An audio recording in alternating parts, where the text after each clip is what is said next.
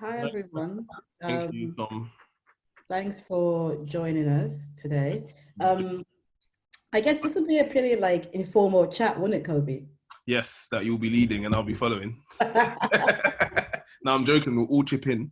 I mean, I guess we're going to be talking about how we have gotten to where we are, which is starting from making House Girl. Yeah. So I met Kobe when he was in his final year at London Film School. Yes. I was making shorts, hustling out there in the real world. And Kobe put out an ad looking for a producer. And I think when you put the ad out, you also included your short film Closure as well. Uh-huh. I remember seeing Closure, and I was like, oh, okay, like he knows what he's doing, right? So this can be good. Uh-huh. Um, there's a second Kobe attached to himself. There's four Kobys attached. What's going on? Anyway, but yeah, when we met and we spoke and we met about House Girl and we so basically House Girl was an incredibly ambitious short that I'm not gonna lie, there was a time in which we didn't think we were gonna actually make it because Kobe was like, I want to shoot this film in Ghana. And everyone was like, you want to do what? It's like your final year film Uh-huh. and you want to go to Ghana and shoot it. Uh-huh. Why don't you talk about your thought process around House Girl? Yeah, I think you know what? That was me coming to the end of my film school education and looking at all the films that were being made. They were being made in different places like Venezuela, the Amazon rainforest, Brazil and different parts of the world that, I just thought were beautiful. And because I didn't know too much about those things, it kind of motivated me to want to shoot elsewhere. So, and also another part of me wanted to reconnect back to Ghana quite a bit because I hadn't been back there in about 18 years by this point. So I thought to myself, aesthetically, you know, that's something that would be new and challenging to me. And after going there once and just exploring, I kind of saw how beautiful the landscape was and decided I wanted to shoot there. So I think that, that was the main reason for me to go and be so ambitious because I wanted to show, use what I've learned from film school to present a whole different world, which is even alien to me.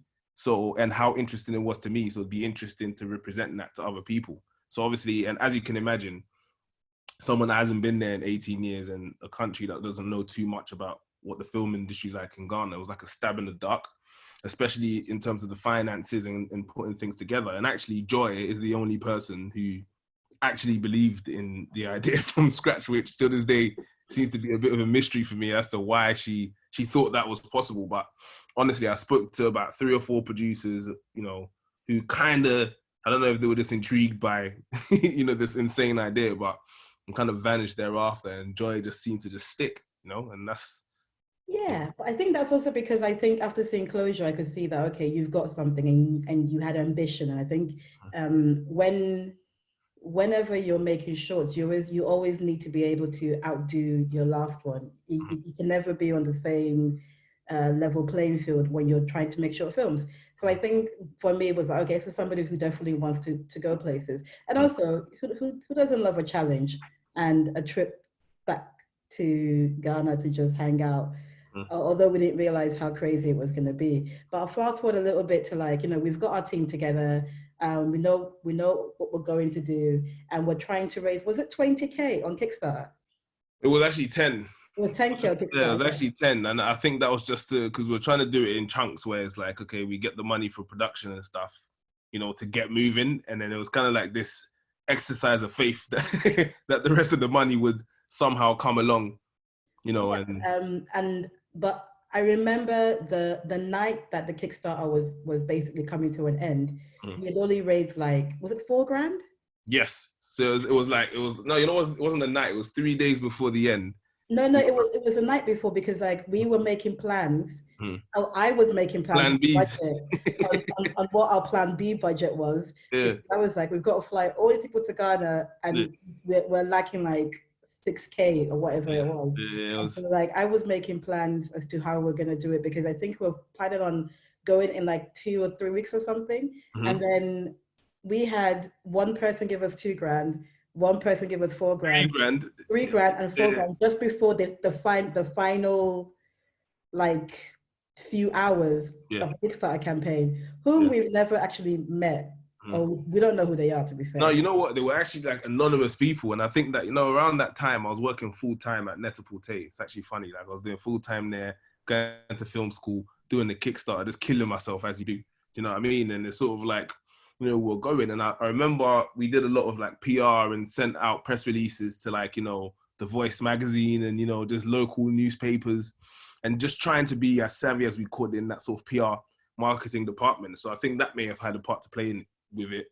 And I actually remember there's a lady who, while I was driving home from work one time, hit the back of my car. And I remember thinking to myself, oh, mate, I'm already stressed enough as it is. So, you know, I don't know if I should bother to take your details. And I said, you know what, darling, don't worry about it. You know what I mean? And she could tell, like, she was sort of like, oh, is there any way I can help? So I said, well, I'm making a film. You know what I mean? If you want to contribute a little 10 or 20 quid or something, you know what I mean? That'll be lovely. So that could have been another option. But, you know, that time was very surreal when the money just came bam. Like, I remember I was actually driving home and I got one email saying $2,000. I was like, oh, that's a lot of money. You know what I mean? And then 10 minutes later, after like calling around, then the next bit of money came and I was like, wow, that is phenomenal. It was phenomenal. And then we go to, I didn't go to Ghana I think I had something else happening in London, but these lot went to Ghana and then it was a whole madness. I mean, oh my days. I think Koby grew like 10 years when it was in Ghana for 10 days. Oh man. A year for him. Why don't you talk about that experience filming House Girl in Ghana? You know what? It was really strange because, you know, Joy was fully committed. And what I really liked about Joy is that obviously, even though she couldn't come anymore, she sort of introduced me to a lot of trustworthy people that could kind of have a structure. And I think that, you know, on paper is what saved the project, because actually I think that if we didn't have people with any kind of know-how, it could have easily just slid through the gaps and that's the end of the film, you know? And I think I took a few people from film school out there as well. The fact is, every single day there was a calamity, like there was something crazy that went wrong. You know, like, for example, the house we were in, all of a sudden, a mysterious light came on in a mysterious room, you know, and, you know, when we first got there, sort of like those issues of passports and, you know, cars that it was just really strange. Like, it was like me, for someone who wasn't really that savvy with Ghana at the time, even though like I've lived there when I was younger, it was strange. And I think that, you know, I had a lot of faith in that moment because, you know, I'm always reading my Bible. There was like 2 sort of Bible quotes or sermons from my church that stuck with me, you know, sort of like to do with faith, you know, just sort of stick through like all these hardships and just, you know, whatever happens, just know that it's not gonna, you know, it's not gonna go away, if you know what I mean. Is like, just persevere. And I think that is what I learned from shooting in Ghana, shooting House Girl, and there was really close-knit family and even Joy as a point of contact, if you know what I'm saying to you. So we was all going through this wilderness, you know, and I remember I came with like a shot list of like 86 shots. And then Joy and everyone else was like, Koby, you're probably going to get about 30 of these. And I was like, oh, man. But you know what? There was bad things, but I have to also talk about the good things. You know, sort of like Joy introduced me to a really, really special production designer called Marco Tusic. And he was like so good, man. He was someone who's Croatian and Italian or something like that. And he's, you know, he's probably been to Africa once. And, you know, he sort of goes out into town and then comes back with these seamstresses and, you know, these people that just come into our big house that we're in, that we all shared, you know, sewing curtains, sewing bed sheets. And, you know, he was getting sort of like African arts, you know, to sort of like build the house with. And, you know, what he did, you know, with the little that we had was amazing to me. I woke up one morning after being stressed the night before. And I woke up and I saw downstairs when I came down from the house, like, it was like the production like house. So what would you call it, Joy? The production base, the production base slash location. Yeah, everything in one. But it's like everyone, there was a structure, you know, people like sort of like, okay, cool, we need to do this by this time, lunch at this time. The seamstresses were all in one corner with Marco, you know, etc. So yeah, it was an experience, man. It was a faith-based experience, walking in the dark, but we made it, you know, we did it. I'm going to ask a question that just popped up just because I think it's also part of this, what we're talking about. But Sabrina, did you ever feel you were not legitimate to tell the story you told, like to tell House Girl because it was in Ghana as well? That's a great question. I think constantly I felt like, wait, am I exactly, am I qualified to tell stories about Because we Ghana? had this conversation, we did, yeah. Yeah, we had this conversation, sort of like, how much do you know about Ghana? But I think, the saving grace of me telling the story is that I was actually telling my story in a weird way, if you know what I mean. It's sort of like not telling the story of what happened in terms of characterizing the film, the experiences that I went through. Like at the beginning of the film, you have Jennifer, who's the lead, sort of like the driver taking her to the house, and then he runs out and leaves her by herself, and then somebody else sort of comes and sells her water while she feels vulnerable, etc. Like I actually went through that, and sort of like that helped me to recreate an experience of what I actually went through, as opposed to telling a film about Ghana, which I don't know. So like, the main character is someone who comes from the West, going to Ghana for the first time, and I think that again gave me that confidence to really just present what I saw when I went to Ghana, a couple of months before we shot, and the experience that I went through, and then merge that with the actual story that I'm telling. So I think that it really allowed me to tell a detailed, enough film to be valid. 100%. When before we made the film, we spoke about that thing of someone from the West going into, back to your home country and having this whole idea of like, I can save you. But not understanding actually what is happening. Because, even that scene of when, I forget her name, but Jennifer, thank you. When Jennifer, imagine. It was 5 years ago, mate. When Jennifer gives Efwa like the money and he's like, oh, take this. It's sort of like, but what is that going to do in the grand scheme of things? Because actually you don't understand what her situation is. Exactly. And just because you have pounds doesn't mean you can change her life. Exactly. So I think even when talking about the film from that perspective, it definitely felt like a story you could tell, and a story that you could own as well. Definitely. And you know what? I think the great thing is the plot points in that film, the clearest and strongest ones came from my mum. And I think this story is something that my mum went through, and she's obviously wasn't a British girl going to Ghana. She was just a Ghanaian woman who got to travel the world, and see other things. So she wasn't, really supposed to see these things, because she was never stood in one place for 10 minutes. So yeah, I think that I took all the stuff that mum was telling me and then applied my perspective of it by saying, oh, I wonder what that would be like for someone first coming to the country, and then merge those two together, and I think that was actually quite an organic process, because I didn't really have to do much research. I wasn't trying to tell bits of Ghana that I don't know. It was just more about, telling it through this lens. And I guess that's what makes it stand out, when it's a story that's told with such a specific lens. Yeah, and like I said, a story that which takes us to like the next part of our journey. So after we did good. Yeah, let's talk about the gap in the middle where you vanished and came back and bought me 20 cocktails. So after House Girl, you were gonna do. You had a feature film idea you wanted to do at this thing called, and you went to Modern Tales, which was run by Angeli and Femi at the time. It was all about helping you to develop a feature film idea. I wasn't initially producing that feature film. Oh God, the unnamed party was producing that feature film. Yeah. And then I came at the end of that. And I think at this point in time in my life, what had happened, I had gotten on BFI Flair. Ben was my mentor, still is. And I had just spent like a whole year just like learning stuff about the industry, just meeting people, sales, everything, just understanding and taking all this different knowledge. And I think, wasn't that when we had this yeah, like she just came out of nowhere, you just sort of don't hear from Joy for a while, and it's like, hey Koby, we should get some food. And I was like, well, I can't say no to food. I didn't really have much money, so obviously it's like, yeah, that'd be nice. We went for a catch up.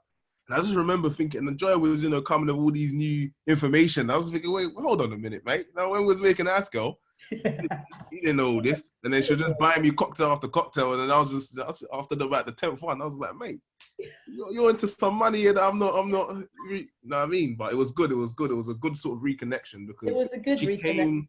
You came at a time when the relationship with the previous producer I was working with getting fractured. So it's kind of like you didn't come for the sake of it. You came to plug a gap. And I think that you know, there forward, the key thing you said to me at that time is, Koby, I think you need to do another short. And I was like, yeah, nah.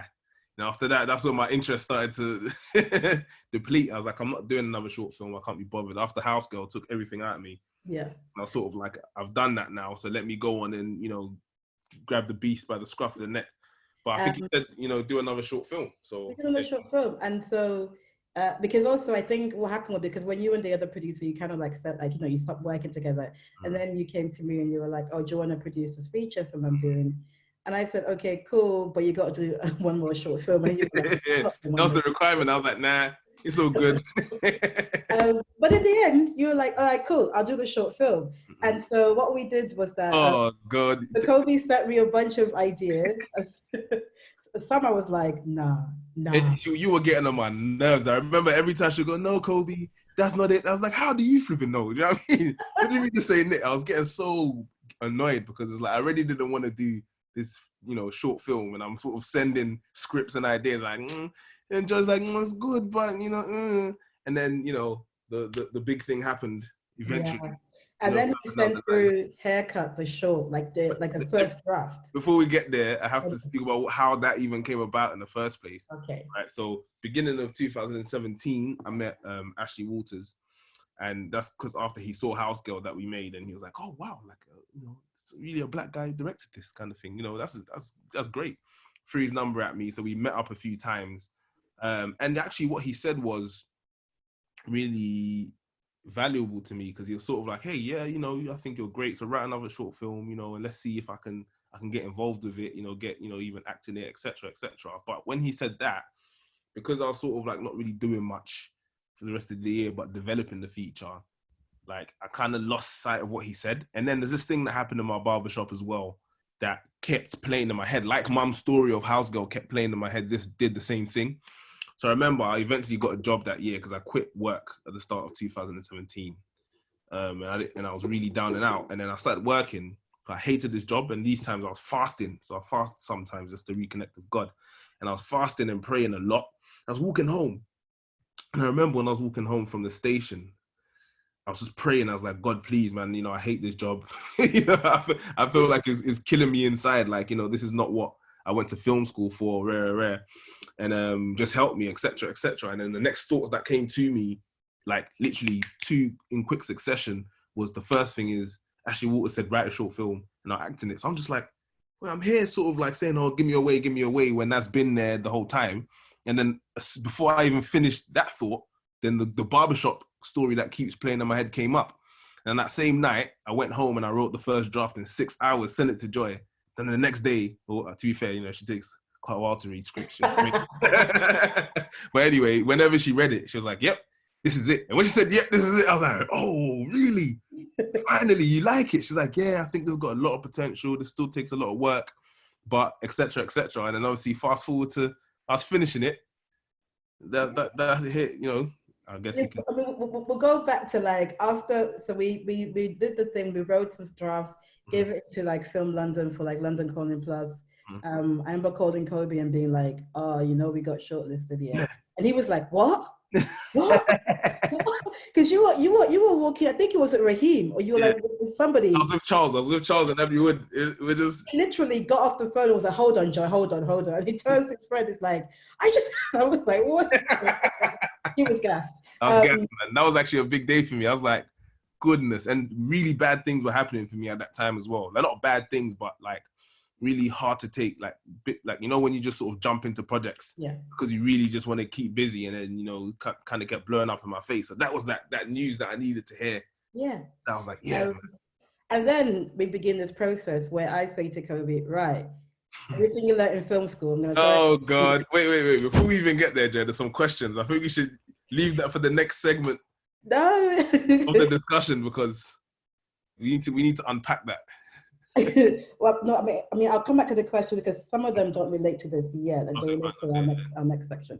But when I said to you, right, I'm gonna throw away what you learned in film school, and I'm gonna like push you forward. and I'm going to change your team and give you a whole heap of new people. That was one of the hardest things I've ever had to do in my life. Me and Koby had so many, I would call them disagreements. Yes, now there were arguments. Call us spade and spade. We're literally on the phone with each other like, no, Joy, you don't know, I got my process. You have to leave me. Right? She goes, no, that's film school stuff. You know, we have to go into the industry. You're not in film school anymore. Especially the casting director, who I love now, by the way. Isabella Adofin is like my lifelong casting director, if you ask me, for everything that I do. But it's sort of like, at first, she was like, yeah, we're going to get a casting agent on board. I was like, no, I did auditions myself. I did auditions myself on Closure, House Girl. I know what I'm doing. And Joy was like, no, Koby, you do it. And I was like, nah, Joy, I don't agree. But, you know, after a while, I think that when I leave Joy, we've had an argument. Like, what she's good at is not taking things personally. So it's like, she'll just be there. Then you're like, okay, Joy, I think you're right with this thing. So let's just... You know what? Yeah, I mean, like, this kind of ties into the question that Arnold has around how vital film school is for your development and your practice, what your practice was like before film school. I think, you know, in me pushing you, it wasn't a case of saying film school is not helpful. Film school teaches you the basics and gives you a foundation. My thing is that, but also in film school, it teaches you everything. So you learn to be producer and director, and at one point in time, you were a DOP as well. I even did sound. You do everything. Yeah, I did DOP, camera operated. You did, yeah. And that thing of when you're coming into your own in finding your voice, you have to be able to let go of all that stuff and to really focus on what it is that you want to do. Definitely. And that was the whole point of Haircut. It was about you giving you a space in which there were people around you that could challenge you. Yeah. And also giving you a space in which you could challenge yourself. And I remember there was like on our first day of shoot, I think it was Charles who was like, so what, Koby, you don't know anyone on the set? You're like, no. You know what? I remember that day. He was like, wait. Because there was how many people? About 60 people? Yeah. Thing? And then he goes, wait, Koby, what? You don't know anyone here? I was like, bro, I probably know about 6. This is I'm meeting these people for the first time, you know, and etc. And that was an exciting revelation for me as well. I was like, oh snap! Like I'm actually like directing on a proper set, you know. Yeah. Which, you know, again, obviously credit to Joy. You know, she sort of like learned how to build systems around people, and you know, and how to diversify as well. It's not about just pushing good crew in front of people and expecting that to work. It's about obviously looking at the personality of the director and, you know, matching that with people around them that, you know, you think would work or spark. And if it doesn't, finding the next best and etc. So I think that was a really nice process for me, very organic. But it also made me realize that I can actually work with anybody. Because, you know, you kind of get attached sometimes to the people you worked with your last thing. Because it's kind of like, yeah, you know, they made this happen with me. But you realize that one thing by this point, making Haircut and looking at Closure, House Girl and Haircut together, I kind of realized when I removed myself from the work, I realized my style, you know, it's still there. Do you get where I'm coming from? And it's sort of like very much based on the way I see film and what interests me and the way I like to present things. So I think that, you know, that Haircut was a great, number one, obviously the crew was way more experienced than, you know, I had ever worked with before. But I think that, you know, that was very testament in terms of the production value and how the story, you know, was sort of projecting. But in terms of the style and how I go about presenting it, I think that, you know, that was still the same, which I liked. You know, I like to see that. And it gave me the confidence going into the next thing, knowing that, yeah, I do know what I'm doing and my style will always be there. You know, doesn't have to be the same people 100%. To carve out that style, you know. And I think you can definitely see the progression in your style because, you know, from Closure to especially from House Girl to Haircut, you can definitely see how tighter Haircut is as a story, and how the pace, the tension, everything works in a way that, you know, grips the audience. House Girl does it, but House Girl's a bit loose in how it comes together. Definitely. And you know, is that thing of watching you move through all these different phases, and still being able to tap into what makes you, you know, like you're like the kind of filmmaker you are, right? So we do Haircut, and it does more than what either of us expected to do. Because honestly, yeah, like I'm just sort of like, and do you remember that day, Joy? We went to the film London screening. Yeah. And it's sort of like our film was second in the out of 9 or out of 20, you know. So it's sort of like we watched it, and what happened? It's sort of like we obviously have watched it back and forth, and I keep asking Joy, like, is this a good film? Is this a good film? He's like, yeah, it's a good film. It's a good film. It's like, yeah, no, it is a good film. But it's like there's things in there that I'm aware of through sitting in post. I was like, oof, I hope no one notices this, notices that. So while I was watching it, I just remember thinking, oof, you know, it's like every time you see something, like, man, you know, doing all of that. And then the first person that indicated to me that this film was better than I realized was Olan Kolade, the DOP. Sitting like 4 seats away from me, he stretched over and held his hand out. Koby, that film was amazing. I was like, whoa, really? And then we had the break after that because they showed 5 films break, another 5 break, another 5 break, then 5, then ceremony at the end. So like at the first break, after the first block of 5, people were coming up to me and Joy like, oh yeah, no, haircut's really good. And I remember looking at Joy like, oh wow, this is, you know, well, there's something going on here. I'm not really, you know, I'm not really realizing what's going on. But anyway, then the next film started and the next break, more people. And then I met Patrick, my agent now, you know, after the first 5, he came up to me like, oh, I'm Patrick, I'm from Independent Talent, let's have a chat. And then I met Max Park, who we're working with at Film 4 right now, on some stuff, which we'll get to later if we're allowed to, Joy. But anyway, I met Max Park as well during those breaks. And then so like all the tension was sort of building up, like everyone's liking haircuts. So obviously me and Joy are sort of shutting our stuff now, you know, our shoulders are getting a bit more, you know, confident. And then there was the award ceremony at the end where it's like, oh mate, you know, I was feeling anxious. I was thinking, wow, like, you know, I'm just grateful everyone likes the film so much. And my friend Charles was always there, so I'm like, oh, Koby, you won this thing, man. You won it. I was like, come on, relax. You can't say that out loud, man. You know, you don't know if, you know, I don't want to embarrass myself. And then it came to say, okay, well, David Yates, the Harry Potter director, selected, you know, his favorite film out of the London Calling Plus slate, etc., etc. So, and there's an award for it. And then I was just waiting. Then there was that moment where it says, and the winner is suspense. When I heard hair, it's like I got kind of dizzy. I got kind of dizzy, and I looked at Joy. I was like, "Oh no!" I was like, "What, haircut? No way!" No, that was a life-changing moment for me, man. That actually felt different. Like that's the first sort of like accolade I held in my hand, and I was like, "Joy, you said to do one more short film, and look at this, man." You know. You know, off the back of that short film, I think many things, you know, and the short film is still going. I still can't believe it sometimes, but many things and many doors opened because I think it's also about knowing when to make that move as well. That thing of if you had done that feature, you probably wouldn't be here because I think you know sometimes people feel like I think that you have to exercise patience. Definitely. You know, when is the right time for you to make a next film in terms of a short film before your feature film?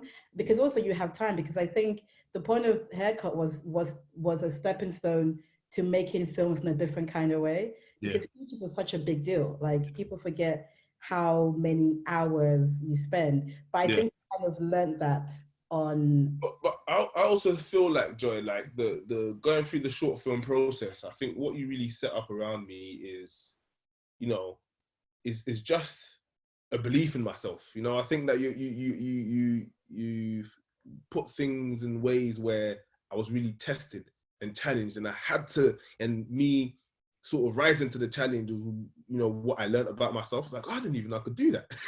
You know, so like, wow, I didn't know I knew this. You know what I'm saying to you? So I think that it's just, you know, it is a pleasure sort of, you know, seeing all those things and how I felt at those times, which is very uncomfortable, by the way. If there's any advice I can give to anybody, while you're growing and making decisions, it will feel uncomfortable while you're doing it, but you just have to trust your gut. You know, that is the best thing to do, because you don't really, especially as a director, you don't have much time to think while you're on the floor. Do you see what I'm saying to you? You kind of just have to go with your instincts and your gut, and then have, you know, great people around you like Joy and, you know, heads of departments that know what they're doing to help you make your decisions along the way, and, you know, just discuss it and collaborate, etc. Joy, should we answer some of these questions before we be on Haircut, because there's 22 now. You pick one. Yeah, let me choose a question. All right. How difficult is it to pitch? How difficult is it to pitch an urban narrative or film that has black protagonists by Faye Kolka? Wow. Yeah, Joy, that was an interesting one. I think that, you know what? I think that, you know, to be honest with you, I've just realized recently that, you know,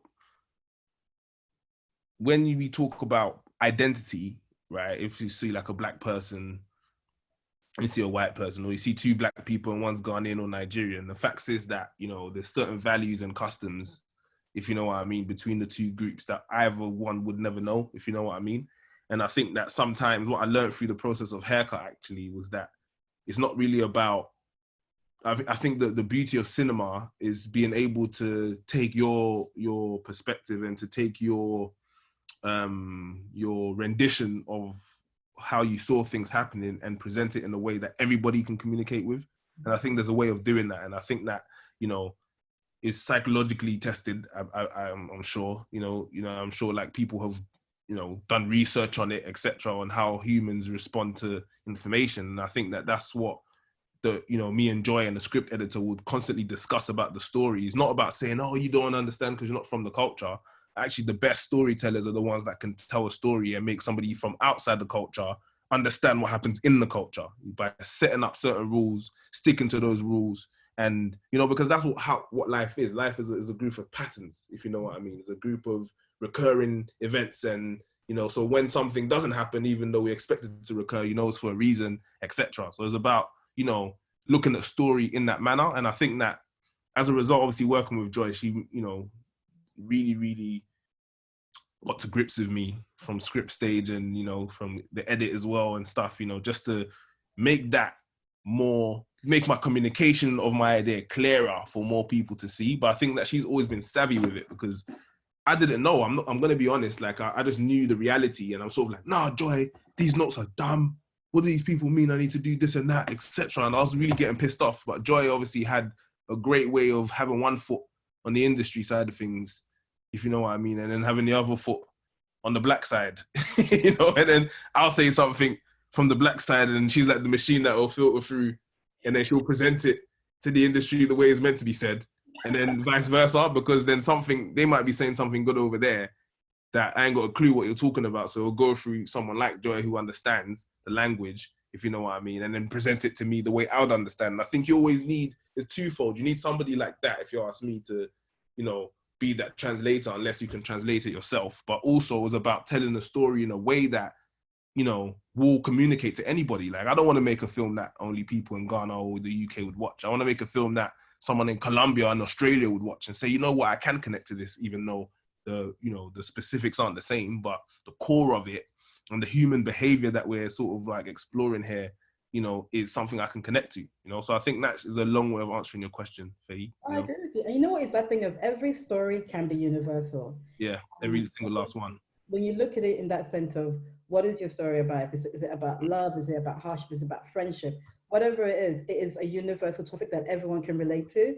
And if you start from there and build your story from there and build your characters from there, what you're pitching isn't, oh, it's an urban film, oh, it's got a black protagonist. What you end up pitching is a story about love. It's precisely about friendship. And I think it's about it's about learning how to view things that way, for people to be able to see themselves in it. And, you know, and if it's a story about love, friendship, you know, and in this love story, my character is black. That's fine because it's a love story, you know. And I think, yeah, because it's about just understanding how to present your story in a way where people can see the universality, the universality of it. Exactly. And you know what? I think that some of the best people at that is, you know, the guy who I look up to the most, Martin Scorsese. You know, I feel like after watching Goodfellas, I understand the world of being a American Italian gangster. I have never been to Brooklyn in my entire life, you know, but while watching this film, I understand why people making decisions. You know, I understand why he would do that, because Scorsese set it up. Like, he's built the world. He's brought me into the world. He's done it he's lured me in by laughter.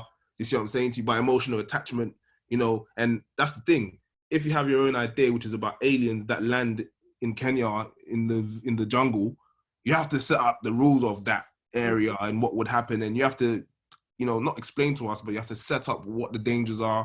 You have to set up what, you know, the good things are, so you know when someone's taking a risk if they're going here. And you know, it's just about, you know, massaging the story, and that takes time. Development takes time. It takes patience, like Joy said, to just be able to write something and being able to collaborate with people. It's not just when you're on the floor directing that is a collaborative sport. I think writing is very collaborative as well, because, you know, being able to hear what people say that enhances your own thoughts is super key. So I think that urban films is a very damaging term, if you ask me. I think that, you know, is easy for people to bunch up stories together. But the fact of the matter is, if you know how to tell a story, and I tell a story about Woolwich and somebody else tells a story about Woolwich, those are two different stories. You know, just because they're both set in Woolwich with black people don't mean it's the same film. And I think that, you know, that being able to approach your projects from that lens, you won't have to pitch an urban film. You just pitch a film that people would. I mean, there are a few questions here that kind of ask about film school. So I guess is, you know,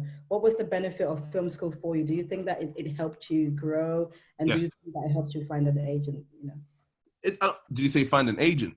One person's asked about an agent, but no, I don't think it'll be find an agent. I think that what film school did is it gave me a confidence to go out into the world and really, you know what I mean, do my thing, and being able to take the no's, because, you know, through film school is like an incubator where you make mistakes, people do reject you and your ideas, you know, and then you go back and you refine it, and then you get notes, and then you meet people. Just like, you know, I was in there for 2 years and I just made films after film after film after film. So after the 6th film, where you're, you know, which is House Girl, of course, but okay, the 5th film where they're giving us a bit of money with the Alexas and we're building in the studios, and, you know, I'm camera operating, you know, etc. You learn ever so much. And another thing about my film school, specifically the London Film School, that I love is that, you know, you get to do everything. Like I said, I've done sound, I've camera operated, I've directed, I've written, you know, I was even going to do production design. I thought, nah, that ain't going to happen. You know, that doesn't need to happen. But, you know, you leave film school very confident. So when you work with other people, you're more confident in that field, so you don't overcompensate. Like, you know, you're confident enough to know what you want and leave the professionals to go forth and work their magic. You get where I'm coming from? But if you're not savvy, sometimes you want to try and overcompensate and take over that department. And for example, with my DOPs, I was a DOP. So as you can imagine, you would expect me to, you know, shot by shot, tell the DOP this is what we're getting. But my process is more organic than that. I speak now story-wise, and I say, this is the story, and this is why I want to present it this way. And then thereafter, a DOP's got the space to say, okay, based on what you said, this is what I think. You know, and I think that film school really gives you that confidence to be able to do that, you know, and you know, not second guessing yourself, if you know what I mean. Sometimes, you know, it's just great. It's a great incubator. But I think that when you go out into the world, you have a lot of connections as well, if you know what I mean, like people that have been there and done that, depending on what film school you go to as well. Like mine specifically was quite prestigious. So I sent emails with London Film School student in the subject line.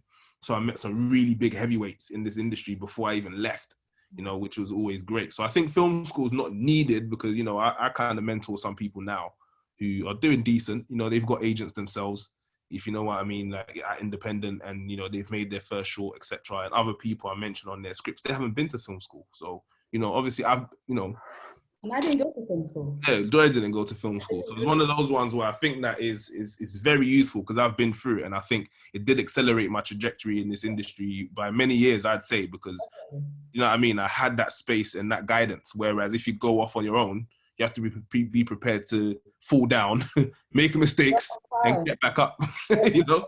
That's the thing, because, you know, on a producing side, people always say, how do you get into producing? Mm-hmm.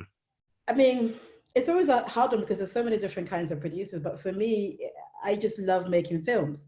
So I just ended up like in a position where I found, I mean, I did like a BA in film studies, which is more about film theory. It's not really about film production. But, you know, the school had some equipment. I made a couple of shorts. They weren't that great. Nobody will see them ever in life. That's okay. They were terrible. And then I think a few people kind of knew that I was into filmmaking. So, you know, word of mouth, you help people out, make some films. That's how I learned. I just learned by working with people, making mistakes, making a lot of mistakes. There was once where you know, and also most of the money I used to make films were all kind of like my own cash. I would save up money and then I would just go to rental houses and just be like, oh, I've only got like £500. What can you get me? And if you're just like honest and nice to people, they'll usually give you stuff. I mean, whatever they can give you anyway. And there was once that I made a short film. I wrote it, somebody else directed it, I produced it. And then a week later, I went to the DOP. Oh, where's the hard drive? And he told me that he had filmed over all the footage. Oh God. From that day forward, I have 2-3 backups of everything. Yeah. Joy's always like, no, we need 3 copies. I'm like, Joy, it's all right, okay? It's never gonna happen again. That traumatized me. I am carrying backups with me for days. Yeah. But you know, like that is how I learn. I learned by just doing stuff, making mistakes.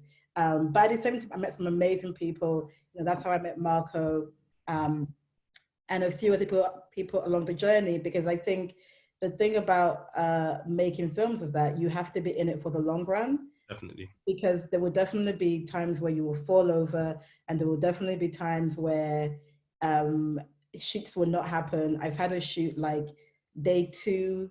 We went to go shoot at this location because I got my friend to be location manager. My friend who knows nothing about film is my. We've all done that, Joy. We've all done that. So we get there, and she's like, "No, the guy's inside. The guy's definitely inside. We're calling. An hour goes by. My man's nowhere to be found." We couldn't get to the location. Oh God! Anywhere else, so I had to call the shoot off, which meant like I really shot for a day. I couldn't afford to shoot anymore, and the actors were all just irritated and annoyed by this point.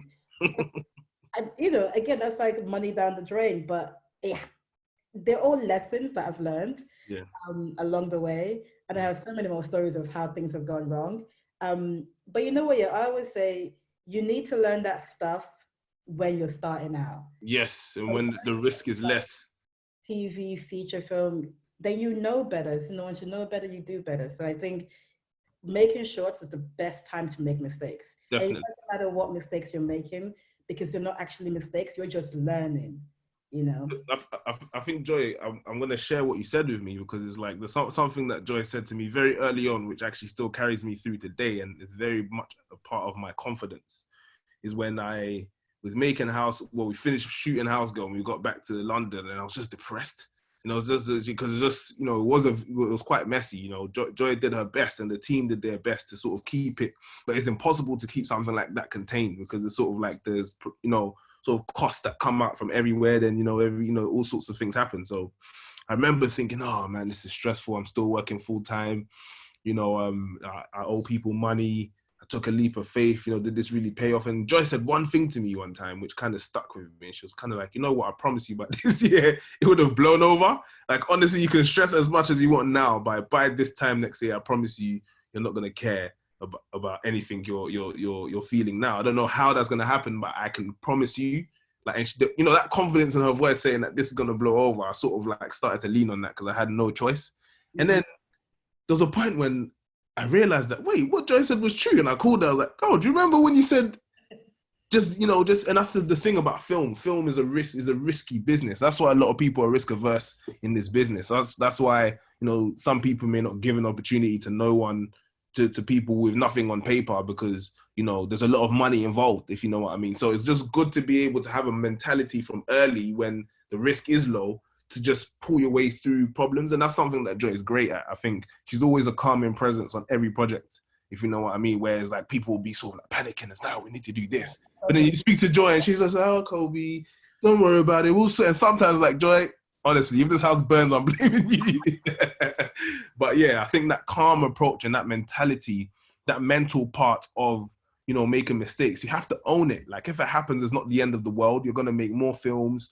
If it is let's say worst case scenario, the film doesn't happen, the fact is you're going to learn something from that that's going to make you one of the best around. And you have to sort of look at these instances as positive lessons, as opposed to, I lost out. There's no point in falling out with people. There's no point in, you know, insulting people and spreading rumors and talking about that experience. The best way for you to proceed from those things is to just be positive and just to be calm, because the fact is you can't do anything anyway. Do you know what I mean? It's not like panicking fixes it. And I think learning that from Joy was just a pleasure for me, because I took that into obviously the bigger stage, and it rung true, sort of like hearing Joy's voice. Next stage in your career. But I quickly want to answer something that Matthew Prince was asking about, finding people. I think when you're starting out, I think just go on to things like on Facebook, you've got a lot of like film groups, that you can definitely join to just meet people. There are a lot of different networking events, like BFI Network also have their own events as well, depending on where you are. And I think when you're trying to meet other film people, go to spaces that they are, and you can find those spaces, Google film meetup, whatever it is, and just go and meet different people there. And I think that's how you're going to actually find more people. And sometimes it's not about going on special courses. Sometimes it's just about talking to people, getting on sets and watching people. Like for me, I learned about budgets by just watching other people do budgets. I learned how to make I learned about a feature film budget by watching a line producer do one. I didn't go to school to learn that stuff. Most of the things I've done, I haven't gone to school to learn it. I just watch people and I ask questions and I learn. And that's kind of the different ways of learning. And so you shouldn't let accessibility through mainstream ways stop you from doing things, because the internet has so much information that Sundance Lab, I think, their masterclasses, a few of them are currently free. So if you go on there now, there's a wealth of information just waiting for you. And then moving on to... Should we move on? Should we move forward from haircut? To nuts and crosses. Let's talk. Come on, let's talk. Okay, let's go to nuts and crosses. I was gonna say let's talk about that little project before. start naming people and name and shame. No, I'm joking. I think the thing about it for most people is seeing you go from haircut to nuts and crosses. What was that leap like? But also, what did you learn and realize you had, and what were your challenges in that? You know what? Can I be honest with you? I think that, for me, again, through haircut, very early on, I learned that, filmmaking is filmmaking. I think that I was never going to turn down that job because I always knew I could do it. Like, before that, I remember I emailed the Top Boy execs while I was, in the rough cut of haircut. And I was like, look, this is my rough cut. I definitely think I could do Top Boy. Like, I was ready for that to come, if you know what I mean. I was rubbing my hands. So when it did come and Noughts and Crosses landed on my lap, like, I was really raring to go. Like, I didn't think of being afraid of it. I think with things like that, you can't think of any mistakes. You have to just go. You have to, they wouldn't have called you if, they didn't think you could do the job, if you know what I mean. And I doubt they gave me the job based on just haircut alone. I'm sure they saw House Girl, and saw that I went to film school and etc. and done other things to offer that job, And I think that when I went there, I was just confident again. Like, if you want me to be honest, like, shooting House Girl was much harder than working on Noughts and Crosses. Let me be honest. Like, shooting House Girl was more taxing on my mental, more taxing spiritually, it's more taxing physically. And I think that, Noughts and Crosses is a bigger machine, but with the more work that comes, the personnel and the tools are there too, if you know what I mean. And it's not about overexerting yourself as well. It's about being confident enough to delegate and to collaborate and to set the vision and to be able to be of service to people. And I think that has allowed me to learn that further from haircut, and I think that I always say that short film is like driving an Astra, and working on a feature or working on a big TV show is like driving a Range Rover. Do you see what I'm saying? Because at the end of the day, it's still the same thing. You still have to, maybe guess what? You don't have a clutch on the Range Rover. So, you don't have to worry about that. It's automatic. And then, you've got, a big seat in the, I don't know if anyone here has driven a Range Rover, but do you know what I mean? Like, it's sort of like, like a couch, and you got all these buttons that you need, and it's all about luxury. But, in order to do a job like that and to operate a machine like that, there are some luxuries that has to come with, some things that make like an assistant and people that do your schedule, and put your meeting. So you make sure you cover everything. Like, I've had the chat about costume. I've had the chat about this. I've had the chat about that. And I think, the producer on that, actually, Johan Noble, was phenomenal. He used to be in the army. So with him, everything's literally like a army operation, everything's very timely, and he's just someone I learnt from massively, massively. He's a big guy anyway in size, but in terms of what he's achieved as well, I believe he's been BAFTA nominated for Shameless and all sorts. So it's sort of like, you know, story-wise as well, like Joy. So I've always been blessed with working with producers who are very savvy story-wise, you know, and I can have that conversation with them. So my vision can be supported by them, if you know what I mean. If I'm not able to communicate this vision in a certain way, they're always there to spread that, you know, to those people in the industry way, if you know what I mean. And I think, yeah, Noughts and Crosses was great, man. I worked with great people. You know, I really loved everybody I worked with on that project. No one, you know, excluded from that list. You know, I think that there was a lot of challenges. What was the difference in terms of directing for film and directing for TV? When you got into TV, what did you realize? Like, okay, I can't do A, B, C, D like how. Sure. I think that is more of a team effort, and I think actually filmmaking should be a team effort, full stop. And I think that I could take some TV aspects into film, which would be very useful. But, you know, with film, the decisions really do lay on the director's shoulders, if you know what I mean. They is mainly on the director's shoulders, and everyone around is supporting the director and propping up his shoulders. Do you get where I'm coming from? Because they obviously want it to be as good as he wants it to, or she wants it to be, you know? So, you know, I think that film, the onus is on the directors, you know, post, you know, I see it like this, you know, you could be a lot more creative and artistic with it. But I think in TV, you'll find that it's very much heavy on producers and writers as well. I think the executive producers are very key players in that field, and rightly so. I've learned, rightly so. They know what they're talking about story-wise. Sometimes it's not always about story. It's about, look, people need to watch this in the first 10 minutes, so let's shift this scene, you see what I'm saying to you, over here, just to make sure we keep, you know, the attention, and then this can happen at this point. And I think there's this beautiful merger of that sort of merging the statistics with story, which kind of feels good. You know, and it kind of, you know, and with me, I want to be very visual. And if you want me to be honest with you, I was very ambitious with my shots. Me and my technical team had a whale of a time, but a lot of that was sort of butchered, you know, which is fine. Not a lot. I'd say, let's call it 50-50. A lot of, you know, because I'm a visual storyteller. Like if there's ever a camera move, or I'm going right into someone's face, or it comes across more artistic than just the average coverage, if you know what I mean, is always for a reason. And I guess for me, I just took it as, if I'm able to sell my vision to the execs and they accept it, then that is a good earned place, if you know what I mean. And a lot of it did. But if it is the case they don't get it, then I'm not going to be that guy in the room where it's like, nah, it has to be this way because I'm the director, you know. But I do know that when I start to make TV shows where I'm the showrunner and I'm the exec as well, like I feel like I'm going to have a lot more say in that room, if you know what I mean.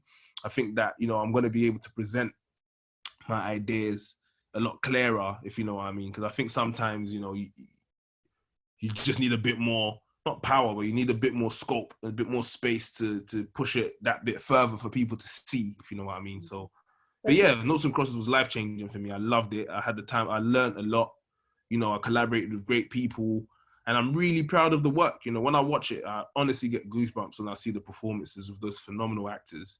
And, you know, then the visual storytelling to support it, I have to say I'm very proud of that too. So, yeah. I'm going to ask a question from Yasmin Ali, because I think it sort of relates to going from, you know, going to work on Noughts and Crosses. Have you ever dealt with imposter syndrome? If so, Defo, man. How have you overcome it?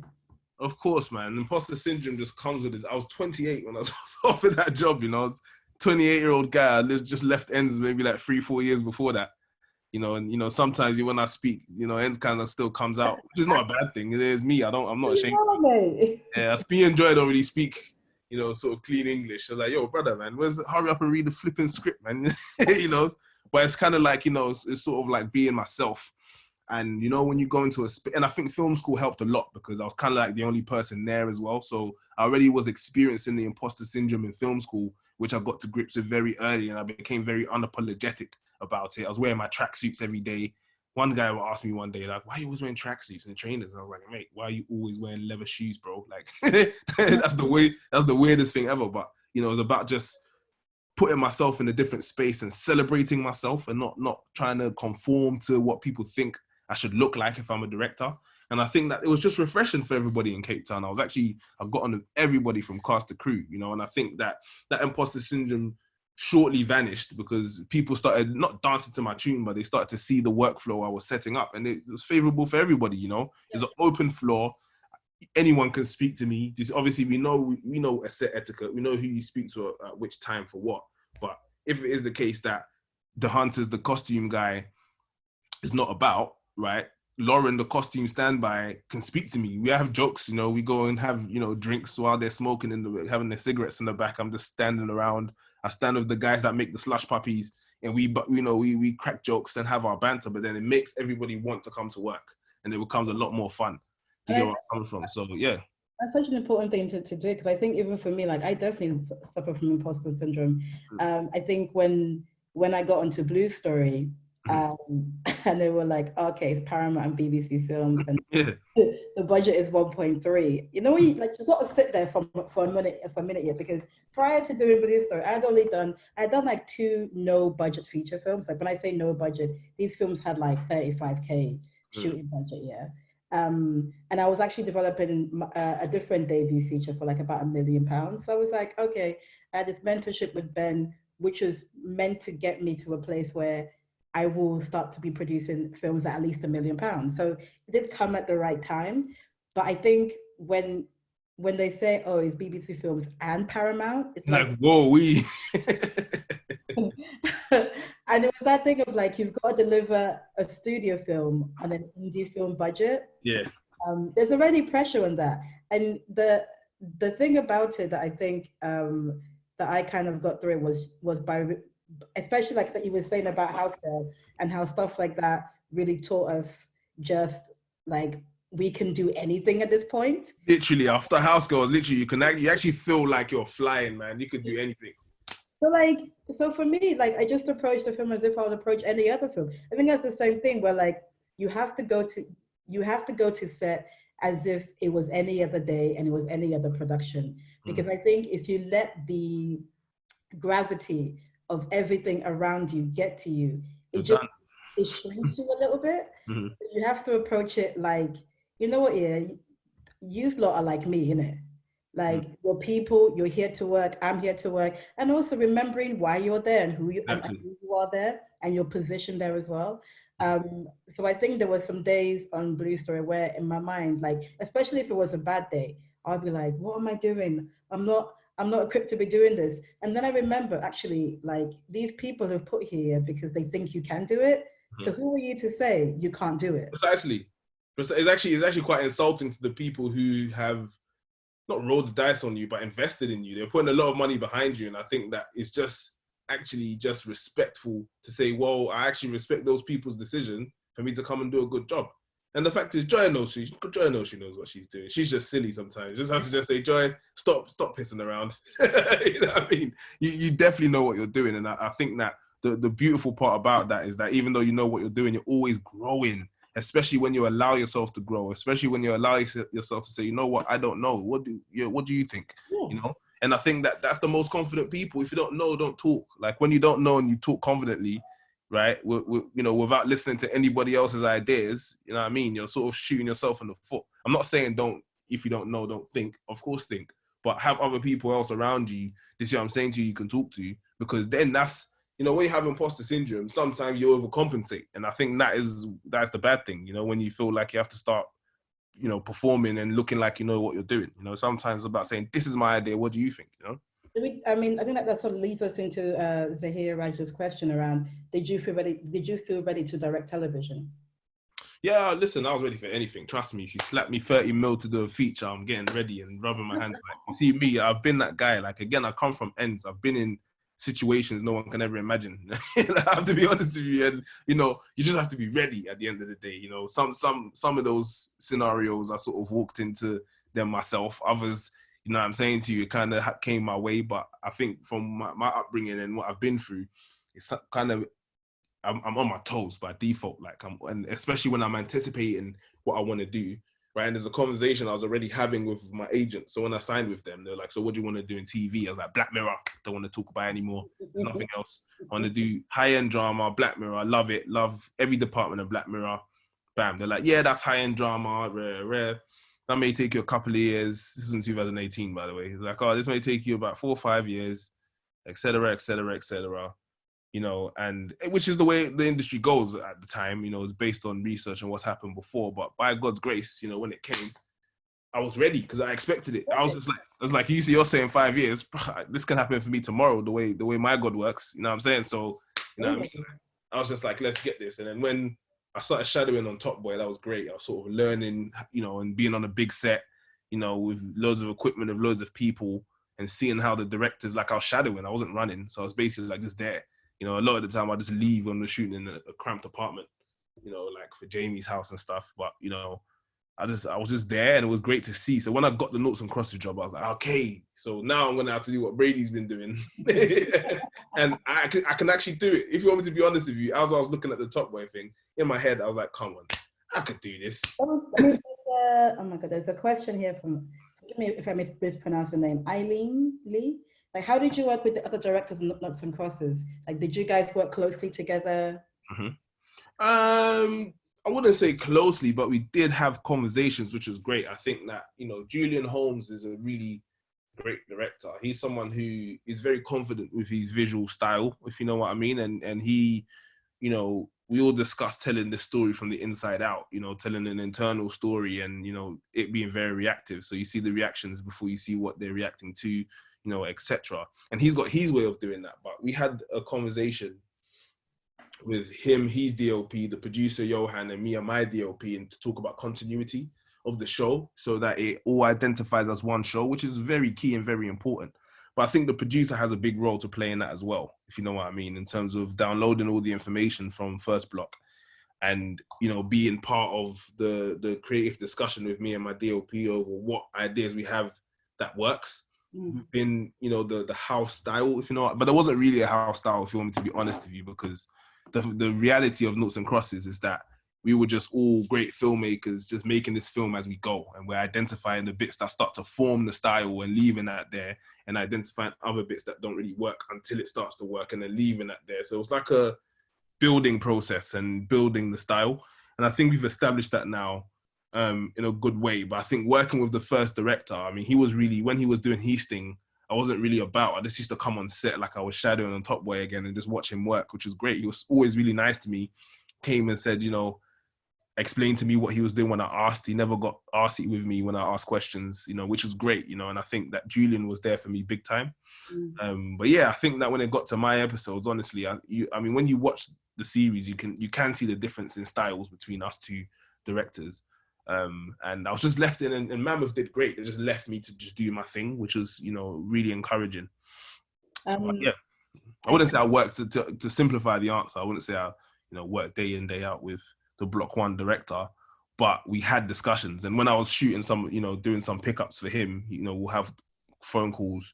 So where he tells me what he's trying to achieve, and then I'll just go and try and do my best with that, if you know what I mean. Yeah, and I think this is like a good way to lead in, because there's a question here about from Nora about talking about the process of raising fund for a feature film, specifically its first feature, which leads us to Haircut the Feature. After Noughts and Crosses, wait, before we get there, so we didn't really touch on Blue Story. So Joy, how did you feel about producing the highest grossing urban film in UK history? How did it feel to hold the weight of such an achievement? And how did you go about placing the project, and not just in terms of the back end, in terms of packaging the project with Ratman in a way that could sit on that pedestal? I mean, to be honest with you, so like Damien Jones, who's the other producer on Blue Story, he actually got in touch with me and was like, I'm working on this thing with Ratman. He's just done Shara Story 1 and 2, 3 is about to come out. Here's the script, read it, and let me know what you think. Mm-hmm. I mean, and this all happened because Damien is a man who doesn't like to wait around. So this all happened within the space of a few days, where he called me, he sent me the script. Let's say on Thursday, I got the phone call. On Friday, I had the script. On Tuesday, I met Damien. And as soon as I said yes, Damien had already typed out emails with my name attached to produce. And he was just going, oh, love it. He just started emailing everyone. Because I think for him, it was like, you're doing it, obviously. Like, what's wrong with you? And I remember sitting with Damien just before we had our BBC Films meeting. And I was just asking him questions because Damien, he's done Belle, he's done Adulthood, Iron Lady. So he's done it all, right? And I remember asking him just about like his career and whatnot. I remember like he said to me, like, the point of you making this film with me right now is that after you've made this film, you will never have to find a person like me to make a film with. because you would know everyone. And I was like, oh, okay, so this is like my next step in, like, I don't know, the things I have to learn. Becoming a boss. And the beautiful thing about Damien was that he, you know, in terms of the way he let me come in and create. So I could pick the team that I wanted to work with. And it's that thing we spoke about of finding the right people who get along and the right people who can make the work, you know, bang. Because at the end of the day, for me, you know, what Raps was trying to do, it was also about finding people who could support him, because he's going from doing essentially like, you know, guerrilla filmmaking on road, doing whatever, to then doing a structured film, but like huge budget and all these different people. And it was trying to find the right selections of people and also the right environment to create that, which I think, honestly, for me, half of producing is just understanding people and people management and bringing people together to gel. And also the beautiful thing about the crew is that everyone understood that it was going to be hard, but we were doing something beautiful. And Raps every other day would be like, come on guys, we're making history. And then when you're like, it's a hard day, I don't want to hear that, innit? But but you know, it is true what he was saying. Manifestation. And at the end of that process, you know, it was such a mad one, because halfway through the shoot, we had to move location, innit? Because we couldn't shoot in South no more. And I could just see the money signs going from the budget, because I was like, we're meant to be shooting in South London, but suddenly we're in North. But when we were making plans on how we were going to market the film, I think, you know, and kudos to Paramount and BBC, we were all quite conscious of the messaging of the film and what we were trying to do. And also Raps himself, you know, in what he was doing, he was conscious of his message, which is about around anti-violence.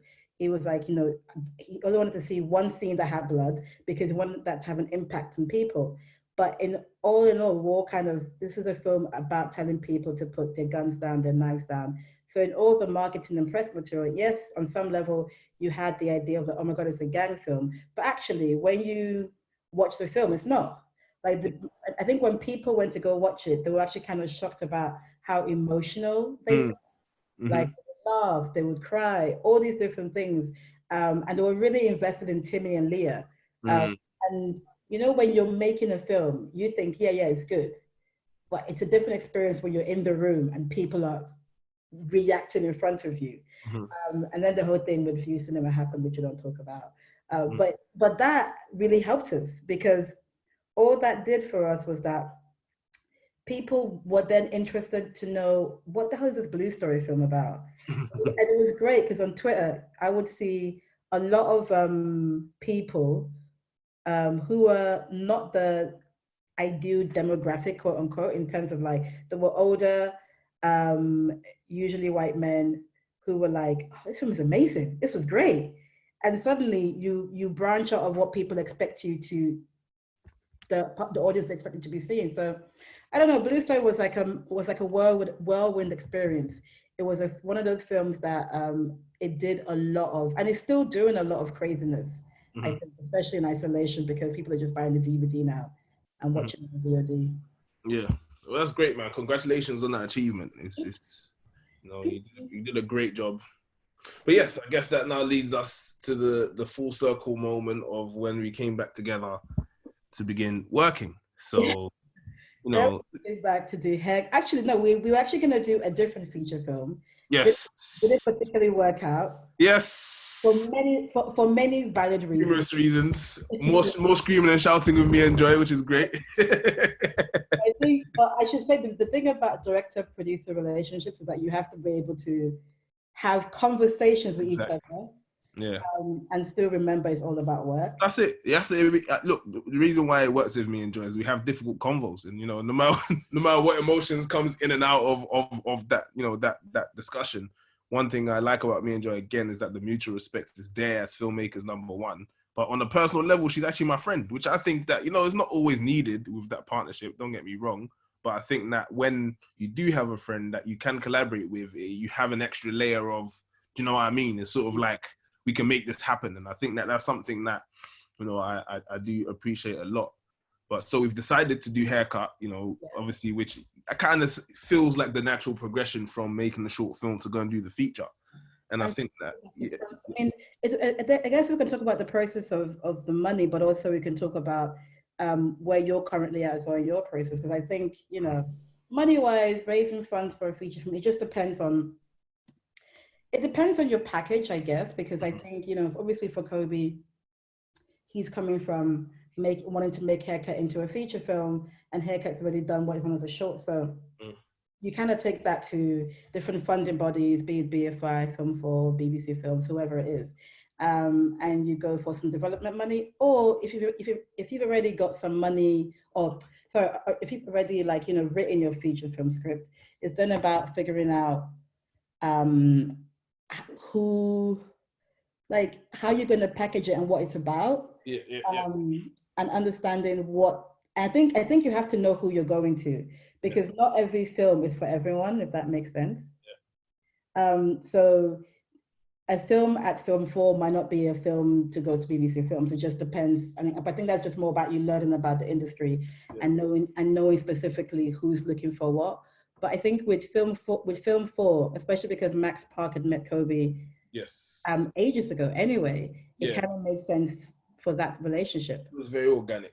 I think that, you know, me and Joy both agreed it was a very safe space to go and make a film, if you know what I mean. That extra support, which, you know, is always going to be great when it's like, I grew up watching Steve McQueen and his relationship with Film 4, if you know what I mean, and it always meant a lot to me. So I think, you know, being able to be in that room and, you know, the love that we were shown when we, like, me and Joy go in for those meetings, and there's such respect at that table, which feels good. You know what I mean? It's not about people saying that we're better than you. It's about people saying we really want to be a part of you guys' journey and you guys' partnership and you guys as individuals. So I think that, Haircut just made sense. And I think we've just been writing ever since. I mean, I've been dragging my feet a little bit. I'll put my hands up. Do you know what I mean? Because Joy was sweating me at first, but she's kind of taken the foot off the gas a little bit, which I do appreciate, because lockdown's not easy. But I think that, you know, I've done a first draft of the script, wrote 111 pages, and sent that to Joy and script editors, or script editor, Angeli McFarlane, the great, and got some phenomenal notes. So I think now we're at the stage where it's about me doing that revision of the first draft, and then us sending it to Film 4. But, you know, me personally, I just see it as, I can't wait to get this made, because it's going to be the result of everything I've been through thus far, from Noughts and Crosses to Haircut, the short, to, you know, everything that's happened to me personally, the things that I've watched since, the things that I've learned since. And I'm going to have better crew to work with, you know, the people that I worked with on Noughts and Crosses, like, for example, the production designer, you know, is Shane Bunce, phenomenal guy. He's worked on Queen of Cartway. He's worked on Avengers, Age of Ultron, some Black Mirror episodes. You know, the DOPs, I've got an array of people I can work with, from the guy who shot the short film, who's a phenomenal DOP, to Giulio Baikari, who's been doing this 30 years. You know, so it's like, you know, and Joy's obviously said, oh, I think it would be good to build the barbershop this time. I was like, oh my God, yes, it would. You know, so those conversations are now starting to happen, which is exciting. I think that, you know, is really going to enhance our idea from the short into something a lot more, with a lot more space, if you know what I mean, to tell a better story, you know, that feels good. And I've decided to tell it over the course of 24 hours, just to maintain that contained feel to the film, that community-driven, contained sort of aura that we aim for with the short film. So yeah, that's what we are at right now. And it's going to be a beautiful journey. Yes. But we've got 15 minutes left, so I'm going to answer a few questions. Yes. This one is from Salom. He said, hey guys, I'm very young, 17-year-old filmmaker. And it's, where's it go? 17-year-old filmmaker, early in my career. He did speak to me last week, and about a film that he's working on. And he wanted to know what steps he can take to find his own creative style for his upcoming projects. He wants to tell stories about Ghana and his culture, but he doesn't know how to make his something that audiences have already seen. Where can he go next in his career? So Koby, how can he find his voice? By just making films and by being unapologetic about certain things while you first start out, and while you're, you know, sort of like expressing yourself, is about just making mistakes and learning from them yourself. But essentially, you know what you like. What you like is usually very instinctive. I think what makes it quite, what makes it quite blurry sometimes is when you second guess yourself and you doubt yourself, and then you sort of realize, oh, I don't know what my style is. But the fact is, yes, you do. You do know what your style is. You just need to make films which gives you more and more confidence to just allow yourself to be yourself, if you know what I mean. And you will do that. I think sometimes you'll make decisions to not listen to yourself and then learn that you should have. And then other times you'll do the direct opposite. But by doing that a couple of times, you'll just realize that, hey, actually, you know, this works for me. It might not work for anybody else, but for me, it does. So yeah, just make films, you know, build teams, you know, be unapologetic about what you're doing, you know, and keep the train moving yourself. You know, like if you're not moving forward, don't expect anybody else to push you forward. You know, when you move forward, everybody moves with you. So just make stuff, you know, and as you're starting to make stuff, people will come and join. You know, people who are also moving will come and join your team. You don't want, like, if you stay still, you get other people who are staying still. It kind of works that way, and you know, you just don't move forward. You both stay still together. But if you're both moving forward, then you know, in that forward trajectory, you sort of align in the middle. Then you know, you're building teams that you could probably work with for the rest of your life. Like me and Joy have, on all the films we've made, we've used the same composer on what, 3? Yeah. You know, so 3 of those, and I have actually worked with him on Closure as well. That didn't make with Joy. So it's sort of like I've got that partnership as well as Joy, you know, that is recurring. But I've worked with a different DOP on every film, if you know what I mean. So just about just do and move forward and let things happen. And once you go forward, you're always going to do well, you know, and when you allow yourself to learn and when you allow yourself to do, and just don't be hard-headed, man. Just don't, there's a myth that directors are supposed to be these arrogant guys who don't believe in anybody else's thoughts but their own. And I think that that's actually a big lie. I think, well, not a big lie. In my opinion, I'm enhanced by the great people around me. You know, they listen to what I have to say, make it better, and I accept it when it works. 100%. Speaking of music, Ashley Francis Roy has a question. How do you work with music in your films? Mm-hmm. How do I work with music? You know, music is a very wonderful part of filmmaking. For me personally, I love music by itself, and I know how music makes me feel. And I think that images and sounds, when they come together, do well to create reactions. And with me, I write scripts in my I write my scripts thinking of feelings per scene, if you know what I mean. So a lot of the time when I'm writing a scene, I think of a song that makes me feel the way I'm trying to, you know, I'm trying to achieve here, if you know what I mean. And I have that song in my head while I'm writing, and it kind of allows me to, you know, write tonally what I want to write, if you know what I mean, whether it's supposed to be sad, whether it's supposed to be anxious, whether there's a thriller aspect. And, you know, and I listen to drill music myself, you know, like I listen to rap music, you know, but I also listen to the classical music, and I listen to a variety of things. And I think that, you know, music for me is usually the like emotional heartbeat of a film. Do you get where I'm coming from? Like, not obviously that's already in the story, but actually it's not the emotional heartbeat. It's like is like a representation of the heartbeat, if you know what I mean. It's like it exposes the heartbeat even more so you can feel it, if you know what I mean. And I think that music just does a lot for me in films. And I think that being able to differentiate between the composer who writes original scores and cues, you know, which sometimes you don't even know if it's a sound or music, if you know what I mean. It's just something you hear which guides you along with the story, but also like sync, you know, and go into music, actual songs that you have in popular culture, which would drive the story forward. But I think they both have their uses, you know, and I think it's about going again and sticking with feeling, you know, and I think it adds a lot of texture to your film. You know, it's not like when you watch a film, it's not just about what you see, it's about what you hear as well, because film is 50% sound. So I think that actually in sound, 50% of that again is music, if you ask me, because it's very, very important. I always forget how important sound is sometimes in films. Owen Astor's got a question we can both answer. How do you find that producer-director partnership that works so well and where the voice is really shared? Again, I think it's just about working with people, you know, that, you know, you give them the benefit of the doubt when you start. Don't go in thinking someone's the worst person, otherwise you're wasting your time. And I think that as you go, you start to realize the things that you like and don't like, and then you weigh them up. You know, there's things that you can live with, there's things that you can't live with. You know, I can get very emotional sometimes because I can go as far as say, oh, I'm never working with this person again. Do you get where I'm coming from? But, you know, after some time of reflection, realize that, oh, actually, you know, what, you know what I mean? I was just being emotional. So it's just about allowing yourself to go through those processes and just let it be organic. You know your stuff. Like if you know something and you want to put your foot down and you don't believe you should not put your foot down, then do it. And if the other person believes you should put your foot down, then they'll stay. If they don't, then they'll go. And that's just how it works. I think that when people are open and transparent about what they want and how they want to work, and some people choose what they want to compromise on and what they don't want to compromise on. By that being that transparent and all aiming for the same goal, you kind of do, it's inevitable. You find the people that you work with for life and people that you just don't want to work with, and I've been there befefore, and some people I don't work with anymore.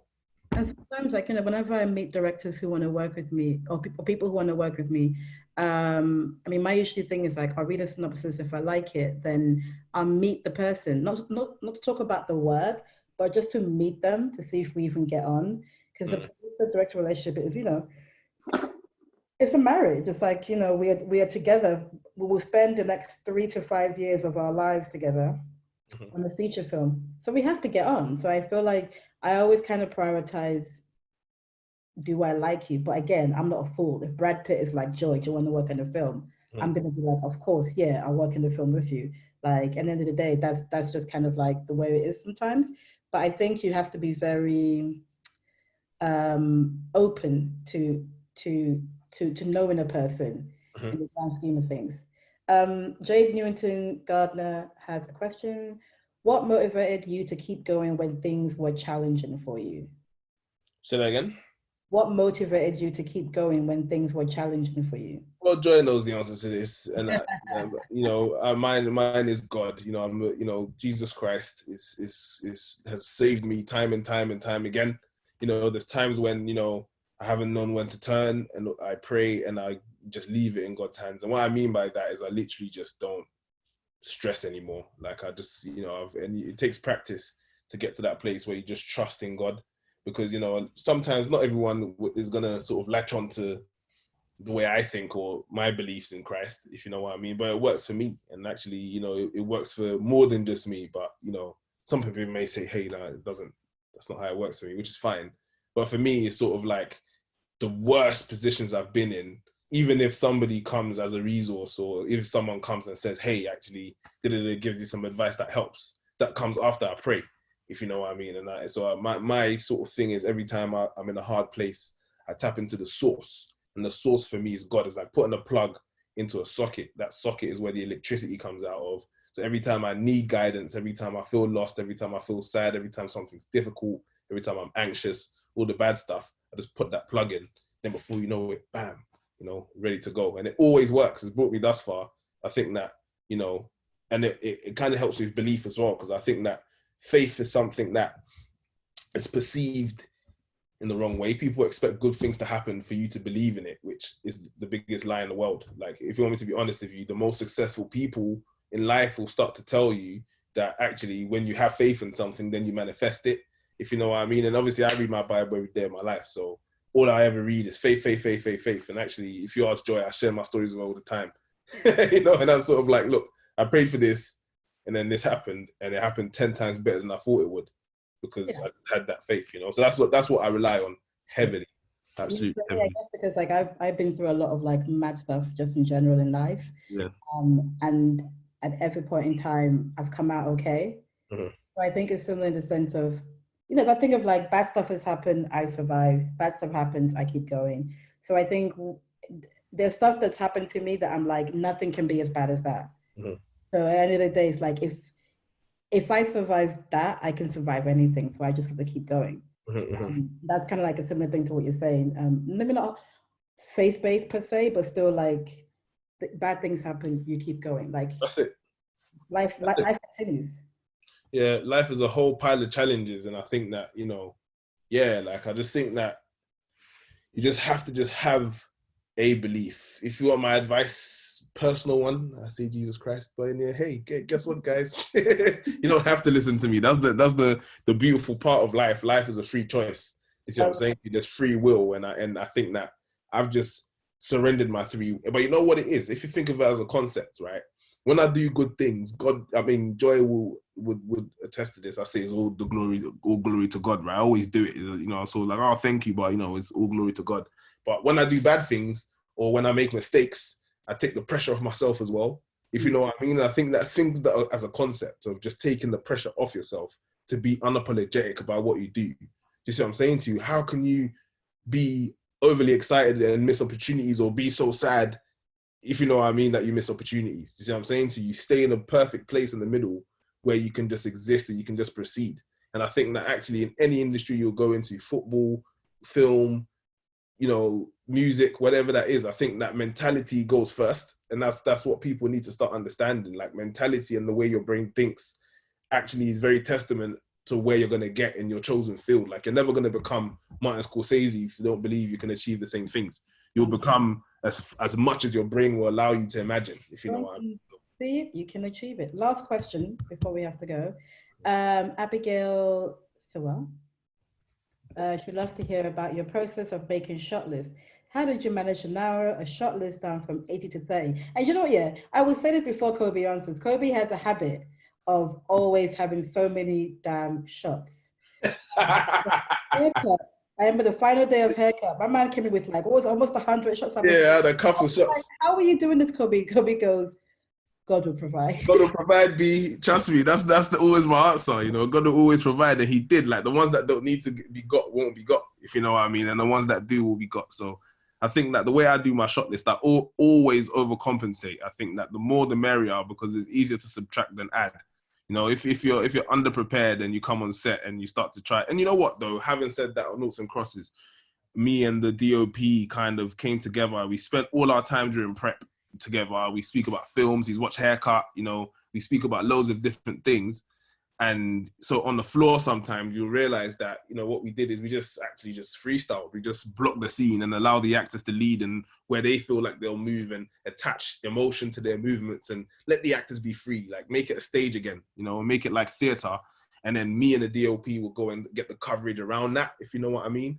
And it works like a treat, you know, and I think that, you know, I think you can do that when you're prepared. I'm not saying that don't prepare and then go and just be organic, if you know what I mean, on the floor. I mean, prepare and have your shots and overcompensate and all these different things. But I think because I do that and I realize that that's not exactly what I'm going to capture, I go on set and I do my rehearsals with my actors, which is one of my favorite parts of directing. And my DOP is someone I trust heavily, so he's always there. He's good at being like a fly on the wall and observing what's going on in the scene, why actors are making decisions, where they could potentially move and where they do actually move in the rehearsals. And then we get coverage around that. And then the shots that I've got to establish the scene and close the scene go in and around that in the edit. But that's how I usually like to work, in a really organic way. Cool. 2 minutes. I think Tom's come to end our wonderful session, guys. Face of Doom has turned up. Sorry about that. That was amazing though, guys. Thank you so much. We had I'd send you a link to all the comments we've had, all like people being chatting to each other for it. So we had some really nice things. We're going to capture those and send them to you both. So there's a lot of love for the pair of you out there, to say the least. And one thing I forgot to say is, Joy, congrats on the Vision Award as well. Congratulations. Big thing. Really big thing. But yeah, that was amazing.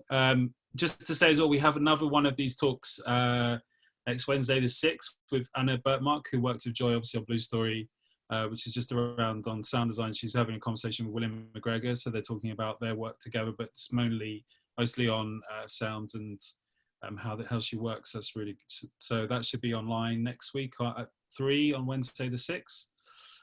But yeah, thank you so much, Koby and Joy. Really, really, really enjoyed that. It was really good. And, thank you for the invite. It was a pleasure. Thanks, mate. That was really real pleasure for us to have you. So thank you so much. Yes, cool. Yes. And everybody, when you hear about haircuts in cinemas, everyone grab those tickets. Yeah, grab those tickets. Tell your friends to watch it, and go and watch Noughts and Crosses if you haven't. Right, on BBC iPlayer. Make sure you all watch it. Tell your grandparents, parents, everybody. Let's get this cracking, man. Cool. All right. Thanks, everyone. Stay well, and take care. Speak to you soon. Have a good day. Stay safe. Bye. Bye.